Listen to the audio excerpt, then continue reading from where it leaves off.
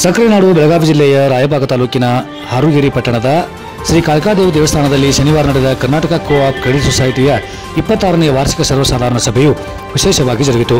ಇದರಲ್ಲಿ ಅಳವು ಪತ್ರಿಕೆ ಮತ್ತು ವಾರ್ಷಿಕ ವರದಿಯನ್ನು ವಾಚನ ಮಾಡಿದ ಸಂಘದ ಪ್ರಧಾನ ವ್ಯವಸ್ಥಾಪಕ ಎಲ್.ಎಂ. ಸಿಂಗಾರಿ ಮಾತನಾಡಿ, ಆಡಳಿತ ಮಂಡಳಿಯ ಸಂಘದ ಸಹಕಾರಿಯ ಸದಸ್ಯರ ಸಹಕಾರದಿಂದ ಹಾಗೂ ಬ್ಯಾಂಕಿನ ಹಿತೈಷಿಗಳ ಮಾರ್ಗದರ್ಶನದಿಂದ ಬೆಳವಣಿಗೆಯತ್ತ ಸಾಗುತ್ತಿದೆ ಎಂದರು.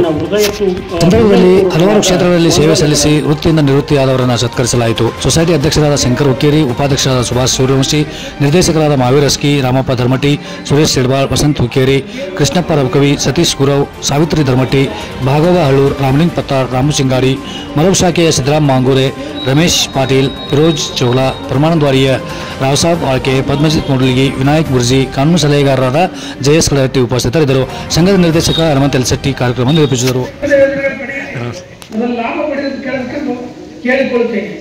ವರದಿಯ ಪ್ರಾರಂಭದಲ್ಲಿ 21,89,11,370.87 ಇದ್ದು, ವರದಿಯ ವರ್ಷದಲ್ಲಿ ಹೊಸದಾಗಿ 57,6,15,576.96 ಠೇವಣಿಯನ್ನು ಸಂಗ್ರಹವಾಗಿದ್ದು, ವರದಿಯ